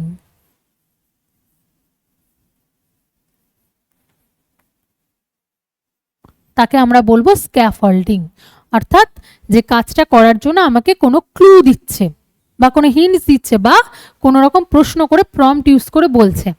এইবার যে ব্যক্তি, যে দক্ষ একটি ব্যক্তি আমাকে সেই কাজটা করতে হেল্প করছে, সে কে হয়ে যাচ্ছে, এমকেও বা মোর নলেজেবল আদার্স। ঠিক আছে, যদি আমি বললাম যে আমার একটা কাজ, সেটা সাইকেল চালানো, নিজে নিজে আমি সাইকেলটা চালাতে পারছি না, তার জন্য আমার একটা হেল্পের প্রয়োজন, আমার বাবা আমাকে সাইকেল চালানো শিখিয়ে দিচ্ছে, একটা হেল্পের প্রয়োজন। ঠিক আছে, কাজ করতে না পারা এবং হেল্পের যে মধ্যবর্তী অবস্থা, সেটাকে আমরা জেডপিডি বলবো। কিন্তু যখন আমার বাবা সে দক্ষ ব্যক্তি যে নিজে সাইকেল চালাতে পারে এবং আমাকে সাইকেল চালানো শেখাবে, ঠিক আছে, সে এই ব্যক্তি আমাকে সাইকেল চালানো শেখালো, সে হয়ে গেল এমকেও। এবার আমাকে যখন এমকেও হওয়ার পর, মানে আমার বাবা যখন এমকেও হলো, তখন সে কি করছে, আমাকে বিভিন্ন স্ক্যাফোল্ডিং দিচ্ছে, বলছে প্রথমে হ্যান্ডেলটা ভালো করে ধর, তারপরে প্যাডেলটা কর, ঠিক আছে, বিভিন্ন ক্লু দিচ্ছে, সেটা হয়ে যাচ্ছে আমাদের স্ক্যাফোল্ডিং। ঠিক যেরকম আমরা যখন টেটের জন্য পড়ছি, প্রথমবার হয়তো আমরা টেট দিয়েছি, তখন টেটের জন্য নিজে থেকে সেলফ স্টাডি করেছিলাম, ঠিক আছে, তবুও আমরা 80% বলছি, আমরা হয়তো 40%-এর কাছাকাছি গিয়েছি, নিজেরা চেষ্টা করে 40% করতে পেরেছি, কিন্তু কোয়ালিফাই করতে পারেনি। তার মানে সেই কাজটা করার জন্য আমার একজনের একটা কিছু হেল্পের প্রয়োজন, একটা স্টাডি ম্যাটেরিয়ালের প্রয়োজন, ঠিক আছে, একটা কোচিংয়ের প্রয়োজন। তখন কোনো একজন দক্ষ ব্যক্তি, ঠিক আছে, যে আপনাকে শেখাবে, কোনো একজন টিচার, তখন সে আপনাকে সেই বিষয়গুলো বুঝিয়ে দিচ্ছে, সে হয়ে যাচ্ছে এমকেও। আবার যখন কোন কোচিংয়ে ভর্তি হবেন বা কেউ সেটা আপনাকে বলে দিচ্ছে, যে এই টিচারের কাছে যেতে হবে বা এই কোচিংয়ে যেতে হবে, বা এই বইটা পড়লে টেটটা কোয়ালিফাই করা যাবে, ঠিক আছে, এই যে হিন্টসগুলো দিচ্ছে, এই যে বলে দিচ্ছে যে বইটা পড়লে বা এই চ্যাপ্টারগুলো পড়লে, এই টপিকগুলো পড়লে আমাদের টেটটা ক্লিয়ার হবে, তাকে আমরা বলবো স্ক্যাফোল্ডিং। ঠিক আছে, এই হয়ে গেল আমাদের যে কোনো কাজ তার মধ্যবর্তী যে অবস্থা, সেটা হয়ে গেল জেডপিডি। তার জন্য যখন আমাদের হেল্পের প্রয়োজন, ঠিক আছে, তখন আমরা এমকেওকে বলি যে আমাকে হেল্প করছে। ঠিক আছে, এবার এমকেও কি করে, এমকেও কিন্তু স্ক্যাফোল্ডিং দিতেই পারে। ঠিক আছে, এমকেও আমাকে স্ক্যাফোল্ডিং দিতেই পারে। এবং শুধু আমরা পড়েছিলাম যখন আমাদের ভাইগস্কির এই সোশিও কালচারাল থিওরিটা, সেখানে আমরা দেখেছিলাম যে এমকেও স্ক্যাফোল্ডিং দেয়, এবং কিভাবে স্ক্যাফোল্ডিং করে, বিভিন্ন প্রম্পট ইউজ করে, ক্লু করে, বা একই প্রশ্ন বারবার করে, যেটা একজন টিচার একটা ক্লাসরুমে করবে। ঠিক আছে, একটা ক্লাসরুমে বারবার যখন একটা পড়ানোর পরে একটা বাচ্চা উত্তর দিতে পারছে না, তখন টিচার কি করবে, বিভিন্ন রকম ক্লু ইউজ করবে, ক্লু দেবে যে তাও তবুও নিজেকে থেকে বলানোর চেষ্টা করবে বা বিভিন্ন রকম প্রশ্ন করবে বারবার, সেই প্রশ্নগুলোর মধ্যে যাতে উত্তরগুলো বেরিয়ে আসতে পারে সেই চেষ্টাটা করছে। ঠিক আছে, তাহলে টিচার হয়ে গেল সেই এমকেও এবং যে ক্লু দিচ্ছে সেটা হয়ে গেল স্ক্যাফোল্ডিং। এইভাবে কাজটাকে সফল করার চেষ্টা করে। ঠিক আছে, এবার আমরা কোয়েশ্চেন অ্যান্সার দেখব। বলেছে লেভ ভাইগটস্কির মতে শিশুর জ্ঞানীয় বিকাশে মানে কগনিটিভ ডেভেলপমেন্ট হওয়ার জন্য প্রধান চালিকা শক্তি কোনটি? হ্যাঁ, যেহেতু লেভ ভাইগটস্কি আমাদের দুটোর ওপর কথা বলেছেন, ঠিক আছে, একটা সমাজ আর একটা সংস্কৃতি। তার জন্য সমাজ এবং সংস্কৃতিমূলক তত্ত্ব এটা। তাই বলেছে উদ্দীপক এবং প্রতিক্রিয়ার মাধ্যমে নয়, ঠিক আছে, পুরস্কার শাস্তির কথা দেবে না, ব্রেনের পরিপক্কতা হওয়ার কথা, ব্রেন পরিপক্ক হবে, বিকাশ হবে, তারপরে যে কোনো কাজ করতে পারবে। কে বলেছিলেন? পিয়াজেট, সেই কথাটা বলেছেন পিয়াজেট। ঠিক আছে, পুরস্কার এবং শাস্তি এই কথাটা মানে বিভিন্ন রকম রিওয়ার্ড দাও, ঠিক আছে, কোনো শাস্তি দাও বা সেগুলোর মাধ্যমে শেখাও, এইটা এখন মানে পুরস্কার আমরা বলি, ঠিক আছে, কিন্তু শাস্তিটা এখন পুরোপুরিভাবে বর্জন করা হয়ে গেছে, সেই জন্য এটা নয়।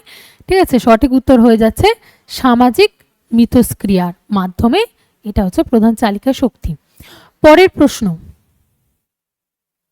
বলেছে নিম্নলিখিত কোন ধারণাটি ভাইগটস্কির সামাজিক সাংস্কৃতিক তত্ত্বের সাথে যুক্ত নয়? কারণ যখনই আমরা ভাইগটস্কির সামাজিক সাংস্কৃতিক তত্ত্ব পড়লাম তখন আমরা জেডপিডি পড়েছি, স্ক্যাফোল্ডিং পড়লাম, এমকেও পড়লাম, কিন্তু যখনই আমরা পিয়াজেট পড়েছিলাম, তাই তো, সেখানে আমরা পিয়াজেটে আমরা দেখলাম অ্যাসিমিলেশন এবং অ্যাকোমোডেশন, যে কথাগুলো বলেছেন সেটা বলেছেন পিয়াজেট। নতুন কোনো তত্ত্ব সেটা আমাদের পুরনো তত্ত্বে নিয়ে যাওয়া, সেটা হয়ে যাচ্ছে অ্যাসিমিলেশন, এবং পুরোপুরিভাবে চেঞ্জ করে দেওয়া পুরনো তত্ত্বের মাধ্যমে, সেটা হয়ে যাচ্ছে অ্যাকোমোডেশন। ঠিক আছে, পরের প্রশ্ন বলেছে ভাইগটস্কির তত্ত্বে স্ক্যাফোল্ডিং বলতে কি বোঝায়?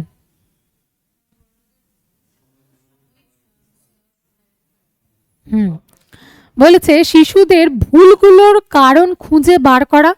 শুধু ভুল খুঁজে বার করব তাহলে থেমে গেলে চলবে না, সেটাকে স্ক্যাফোল্ডিং বলবো না। বড়দের দ্বারা সাময়িকভাবে দেওয়া একটি সহায়ক কাঠামো, ঠিক আছে, বা আরো কি কি আছে, আগে শেখা কোনো তথ্যের পুনরাবৃত্তি না, এটাও স্ক্যাফোল্ডিং নয়। শিশুদের একা কাজ করতে বাধ্য করা না।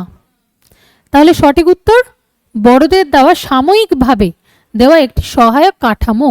এটা সিটের দিয়েছে যদিও বা, কিন্তু সাধারণভাবে আমরা মনে রাখবো স্ক্যাফোল্ডিং দেওয়ার সময় কোনো কাজ করার জন্য আমাদের এমকিউ এর প্রয়োজন পড়ে। এবার এমকিউ বয়সের যে কোনো বয়সের হতে পারে, একটা ছোট বাচ্চা এমকিউ হতে পারে, একটা বয়স্ক ব্যক্তিও এমকিউ হতে পারে, সেই জন্য কিন্তু এখানে এই যে বড়দের কথাটা দিয়েছে সাধারণভাবে সেটা হয় না, কিন্তু সিটের একটা পরীক্ষায় দিয়েছিল, ঠিক আছে, সেই কারণে। হ্যাঁ, যে কেউ হতে পারে, আমাদের এমকিউ যে কেউ হতে পারে, যেমন একটা ফোন, হ্যাঁ আমাদের ফোনও হতে পারে এমকিউ।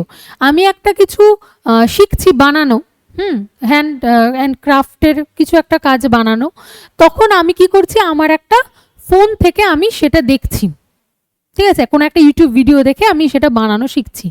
এবার সেটার জন্য তাহলে সেই ইউটিউব ভিডিওটা আমার জন্য কি হয়ে গেল, আমার কাছে এমকিউ, মোর নলেজেবল আদার, ঠিক আছে, তার মানে যে কেউ হতে পারে, শুধু বড়রা হবে তা নয়। আচ্ছা, তারপরের প্রশ্ন বলেছে ভাইগটস্কির মতে শিশুরা যখন নিজেদের কাজকে নির্দেশ বা গাইড করার জন্য নিজেদের সাথেই জোরে জোরে নিজেরাই কথা বলে তাকে আমরা কি বলবো? ঠিক আছে, কারণ আমাদের ইগোসেন্ট্রিক স্পিচ বলে কিছু ছিল, ইগোসেন্ট্রিক স্পিচ বলে কিছু ছিল না। এবার প্রাইভেট স্পিচ, যখন আমরা জোরে জোরে কথা বলে নিজেদেরকে নির্দেশ করি, ঠিক আছে। আবার সামাজিক সোশ্যাল স্পিচ কি, যখন আমরা অপর লোককে বলছি, ঠিক আছে, বাইরের কোনো লোককে বলছি, যেরকম আমি আপনাদের সাথে কথা বলছি, সেটা হয়ে গেল আমাদের ক্ষেত্রে সোশ্যাল স্পিচ।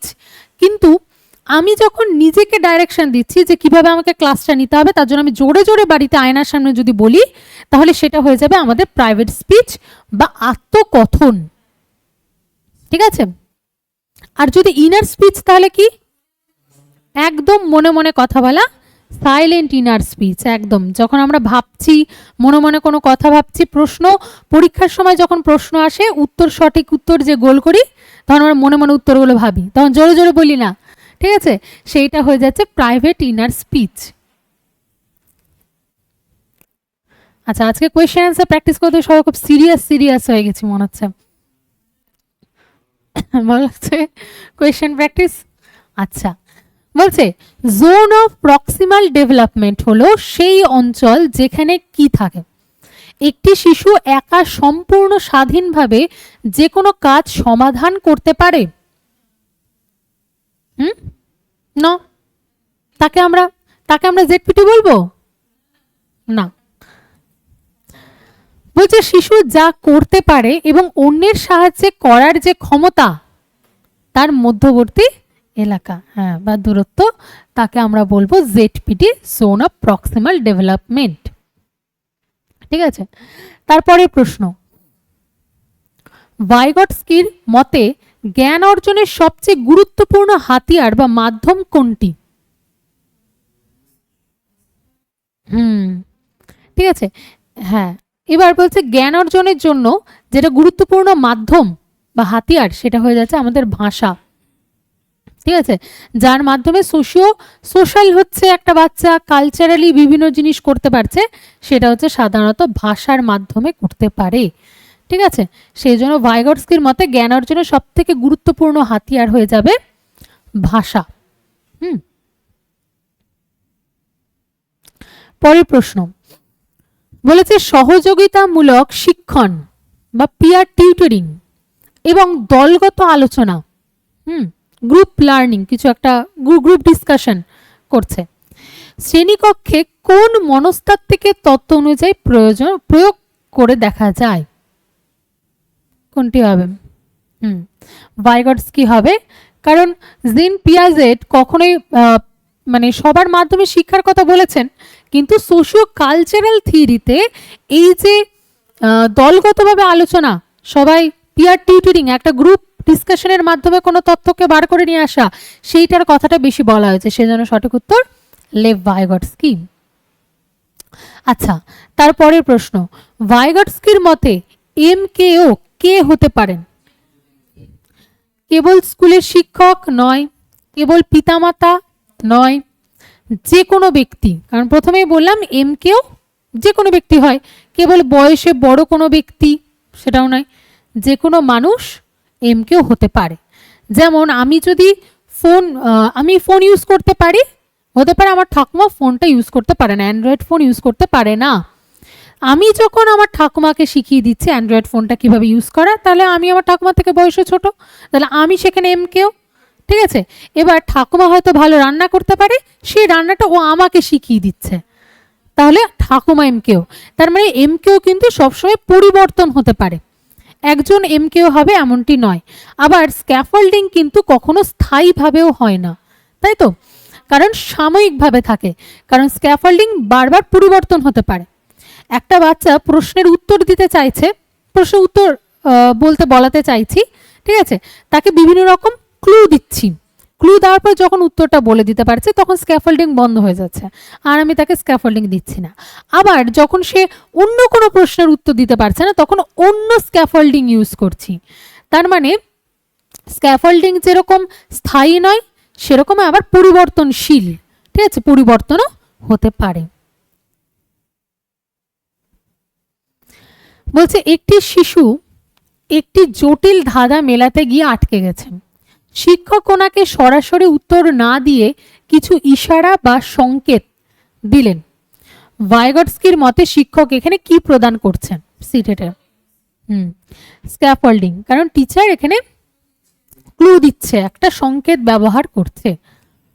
তারপরে লেভ ভাইগটস্কির সামাজিক সাংস্কৃতিক তত্ত্বের প্রধান তিনটি মূল ভিত্তি কি কি?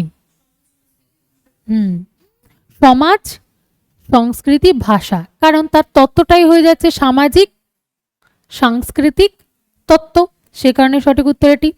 এবার পুরস্কার, শাস্তি, উদ্দীপক এগুলো নিয়ে এখনো বলেনি কেউ। স্কিমার কথা কে বলেছিলেন? স্কিমা কি বা স্কিমা জিনিসটা কি? হ্যাঁ, যখন একটা পকেট বা একটা ফোল্ডার যার মধ্যে আমরা পুরনো মানে সমস্ত নতুন অভিজ্ঞতাগুলো সেগুলো মানে যোগ করতে করতে থাকি, ঠিক আছে? সেটা আমাদের স্কিমাতে বিভিন্ন বলসের মতো একদম সংগঠিত আকারে, তাই না, এরকম ভাবে সঞ্চিত হয়ে থাকে, সেটা হয়ে যাচ্ছে আমাদের স্কিমা। আবার আত্মীকরণ মানে অ্যাসিমিলেশন, ঠিক আছে, এই পিয়াজেটি বলেছিলেন সহযোজন, ঠিক আছে, এটাও পিয়াজেটি বলেছিলেন, ঠিক আছে। বংশগতি, বয়স এগুলো এখন এখানে নেই যেহেতু লেভ ভাইগটস্কি চলছে। পরের প্রশ্ন, ভাইগটস্কি বিশ্বাস করতেন যে শেখা হলো কি ধরনের? ব্যক্তিগত কার্যকলাপ, নিজে নিজে নিজের কোনো পার্সোনাল বিষয়, ঠিক আছে, এমনটির কথা তিনি বলেননি কোথাও। নীরব ক্রিয়া, ঠিক আছে, একা একা কাজ করবে, তিনি স্পিচের কথা বলেছেন, ঠিক আছে, সোশ্যাল স্পিচ, তারপরে প্রাইভেট স্পিচ, এবং হ্যাঁ তিনটে স্পিচের কথা বলেছেন তিনি, ঠিক আছে, ভাইগটস্কি।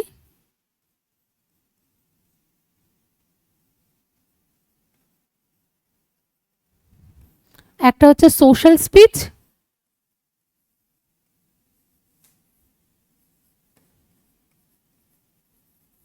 ঠিক আছে, আর একটা কি প্রাইভেট স্পিচ,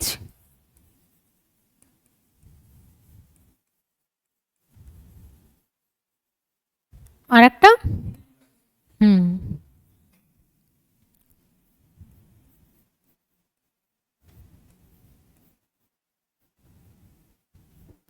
তাহলে যখনই সামাজিকভাবে সাধারণভাবে বাইরের লোকের সাথে কথা বলছে সব সময় সেটা সোশ্যাল স্পিচ, যখন নিজে নিজে জোরে জোরে কথা বলছে, নিজেকে ডাইরেকশন দিচ্ছে, ঠিক আছে, গাইড করছে, সেটা প্রাইভেট স্পিচ, আর যখন মনে মনে বলছে, ঠিক আছে, তখন হয়ে যাচ্ছে আমাদের ইনার স্পিচ। তাহলে এখানে কি বলেছে? যখন বিশ্বাস করতে নীরব ক্রিয়া তাহলে নয়, শর্তাধীন কাজকলাপ না, কখনো বাচ্চাকে আমি শর্ত দিয়ে দিলাম যে তুমি এই কাজটা করো, ঠিক আছে, তবেই তুমি সাইকেল পাবে, তুমি যদি ফার্স্ট হও তবে তুমি সাইকেল পাবে, হ্যাঁ, এরকম লোভপূর্বক কোনো কাজ করাবে না, ভাইগটস্কি বলে দিয়েছে। তাহলে সামাজিক কার্যকলাপ একটা বাচ্চাকে সমাজে যেরকম সমাজে রাখবে সে সেরকম রূপ নিচ্ছে, সেটা আমাদের ভাইগটস্কি বলেছিল, ঠিক আছে।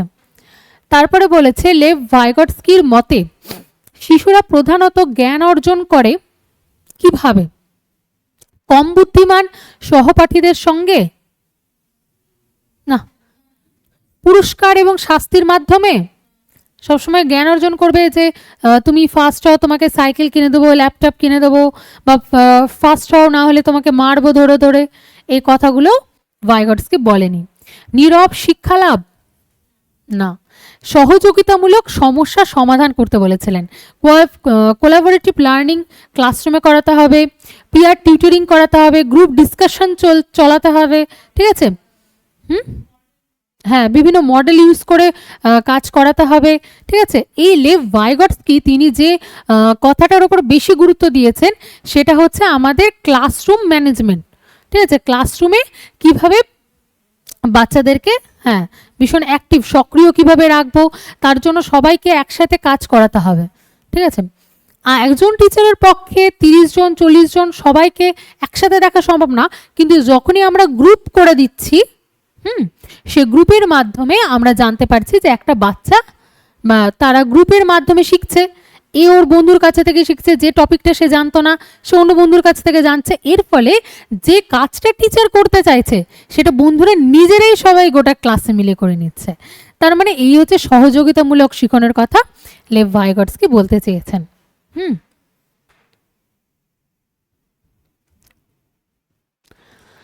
এবার বলেছে কিছু বিবৃতি এবং যুক্তিমূলক প্রশ্ন। বলেছে 5 বছরের একটি শিশু কোনো ধাঁধা মেলানোর সময় নিজের সাথে জোরে জোরে কথা বলছে, ঠিক আছে, তার মানে কি করছে এখানে? প্রাইভেট স্পিচ, ঠিক আছে। এবার ভাইগটস্কির মতে শিশুর কোনো মানসিক বিকৃতি বা অর্থহীন আচরণ নয়, তাই তো? এটা ঠিকই তো, যে ভাইগটস্কি মনে করেছে যে নিজে নিজে জোরে জোরে কথা বলা কোনো পাগলের প্রলাপ নয়, তার মধ্যে এটা ঠিকই, তিনি এটাকে স্পিচ বলে গণ্য করেছেন। এইবার যুক্তি কি দিয়েছে? বলছে শিশু ওনার এই নিজস্ব কথাবার্তা বা প্রাইভেট স্পিচ এর মাধ্যমে নিজের চিন্তা ও কাজকে নিয়ন্ত্রণ করে এবং পরিচালিত করে। ঠিক যেরকম আমরা গাইড করছি যে নিজেরা যখন জোরে জোরে বলছি এবারে কাজটা করে নে, কতক্ষণ ধরে ফোন দেখবি, ঠিক আছে, এই যে বারবার বলছে এটা হচ্ছে প্রাইভেট স্পিচ। তার মানে এখানেও প্রাইভেট স্পিচের কথা বলা হয়েছে, এটাও সঠিক বাক্য, এখানেও প্রাইভেট স্পিচের কথা বলেছে, এটাও সঠিক বাক্য। তাহলে দুটোই সঠিক। সঠিক উত্তর কি হবে? আমরা জানি যে এ এবং আর উভয়ই সত্য এবং আর হলো এর সঠিক ব্যাখ্যা। তাহলে এই হলো সঠিক উত্তর।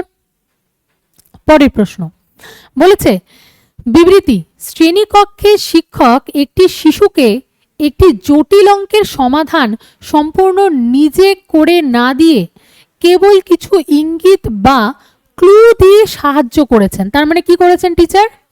স্ক্যাফোল্ডিং দিয়েছেন। এবার যুক্তিতে কি বলছে?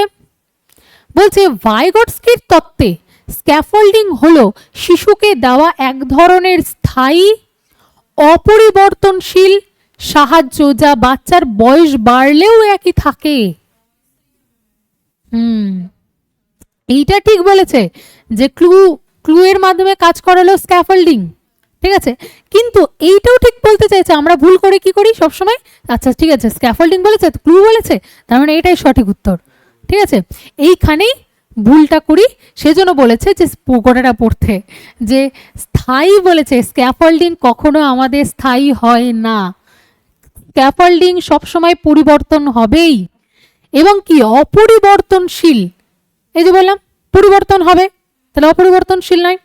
তাহলে মানে বাচ্চার এবার বয়স বাড়লেও সেই স্ক্যাফোল্ডিং একই থেকে যায়। আমি ছোটবেলায় ক্লাস 2-তে একটা বাচ্চাকে অঙ্ক শেখানোর জন্য আমি বললাম যে দুটো চকলেট দিয়ে বললাম যে এই দুটো যোগ করলে কত হয়, একটা চকলেট আর একটা চকলেট, ও বলছে দুটো চকলেট, ঠিক আছে, এর জন্য আমি ওকে প্রম্পট ব্যবহার করলাম, একটা ক্লু ব্যবহার করলাম। আবার বড় হওয়ার পরে ওই ভুলটা করলে আমি ওকে চকলেট দেবো যাবো, মানে বড় হয়েও ওটা দিয়ে বুঝবে না। তার মানে এইটা সঠিক বাক্য, ঠিক আছে, কিছু ইঙ্গিত দিতে পারে, এটা কিন্তু মিথ্যা। তাহলে এ এবং আর উভয় সত্য না, তাহলে এ সত্য এবং আর মিথ্যা, গ হবে সঠিক উত্তর। পরের প্রশ্ন বলেছে ভাইগটস্কি মনে করতেন ভাষা কেবল সামাজিক যোগাযোগের মাধ্যম নয়, ঠিক আছে, এটা ভাইগটস্কি, কিন্তু ভাইগটস্কি তো ভাষাকে স্বীকার করেছেন, ঠিক আছে, দেখি কি বলছে। এটি শিশুর জ্ঞানীয় বিকাশের সবচেয়ে বড় হাতিয়ার। একবার যোগাযোগের মাধ্যম, ঠিক আছে, ভাষা কেবল ভাষা কেবলমাত্র মানে যোগাযোগের মাধ্যম না, এই বিষয়টা অনেকটা ভাস্ট, ঠিক আছে, তার মধ্যে আমরা সোশিও কালচারাল থিওরি নিয়ে আলোচনা করতে পারি, সেই জন্য ভাইগটস্কি বলেছে, তাই বলেছে এটি হচ্ছে সবচেয়ে বড় হাতিয়ার, তাহলে বাক্যটা সঠিক। তারপরে বলেছে ওনার মতে শিশুর ভাষা এবং চিন্তা জন্মলগ্ন থেকে একই মানে সম্পূর্ণ আলাদাভাবে কাজ করে এবং তারা সারা জীবন কখনোই পরস্পরের সাথে যুক্ত হয় না। ভাষা আর চিন্তা পরস্পরের সাথে যুক্ত হয় না, হয়, তাহলে এটা সঠিক, এটা মিথ্যা, তাহলে কোনটি হবে? এ সত্য আর মিথ্যা। পরের প্রশ্ন বিবৃতিতে বলেছে ভাইগটস্কির তত্ত্বে এমকেও কেবল একজন শিক্ষক বা মা বাবাই হতে পারেন, তাই কি? প্রথমে এটা ভুল হচ্ছে, তাই বলছে শিশুর সমবয়সী কোনো বন্ধু কখনো এমকেও হতে পারে না, তাহলে এটি সঠিক নয়। এমকেও যে কোনো ব্যক্তি হতে পারে, ছোট বাচ্চা, বয়স্ক, যে কোনো লোক। যুক্তি কি বলেছে? বলেছে এমকে হলেন এমন একজন ব্যক্তি যার কোনো নির্দিষ্ট বিষয়ে বা কাজ সম্পাদনে শিশুর চেয়ে বেশি জ্ঞান, দক্ষতা এবং অভিজ্ঞতা থাকতে পারে। এটা ঠিক আছে, কারণ MQ মোর নলেজেবল আদার্স সেই হয় যার নির্দিষ্ট সেই বিষয়ে জ্ঞান থাকবে, সে দক্ষতা এবং অভিজ্ঞতা আছে। ঠিক আছে, তার মানে এই ব্যক্তি MQ হতে পারে। তাহলে যুক্তিটা সঠিক কিন্তু বিবৃতিটা ভুল। তাহলে সঠিক উত্তর হবে গ। না, এ মিথ্যা আর সত্য, ঘ। ঘ হবে সঠিক উত্তর। তাহলে এখানে আমাদের একদম পিয়াজেট, ভাইগটস্কি এবং আমাদের কোহেলবার্গসের যে তিনটে তত্ত্ব থাকে সেখানকার আমরা প্রিভিয়াস ইয়ার অনেক কোয়েশ্চেন দেখলাম এবং কিছু কিছু বিবৃতি এবং কারণমূলক যে প্রশ্নগুলো আমাদের পরীক্ষায় প্রচুর এসে থাকে, যেখানে আমাদের সব থেকে বেশি সমস্যা হয়, সেই প্রশ্নগুলো আমরা সলভ করলাম। এবং এরপরে আরও আমরা কিছু টপিকের ওপর কোয়েশ্চেন অ্যান্সার সলভ করতে থাকবো। চ্যানেলের সাথে যুক্ত থাকুন। এবং এখানে আমাদের পিয়াজেটের যে পিয়াজেট, ভাইগটস্কি এবং কোহেলবার্গ তত্ত্বের যে থিওরি অনুযায়ী যে প্র্যাকটিস, কোয়েশ্চেন প্র্যাকটিস যে সেশনটা চলছিল, সেটা এখানে ক্লাসটা শেষ হলো। এবং ভালো লাগলে আমাদের লাইক করুন, দামস টিউটোরিয়ালের সাথে জুড়ে থাকুন, সাবস্ক্রাইব করুন এবং আমাদের প্লেলিস্টে যে ভিডিওগুলো আসতে চলেছে সেগুলো দেখতে থাকুন। Thank you.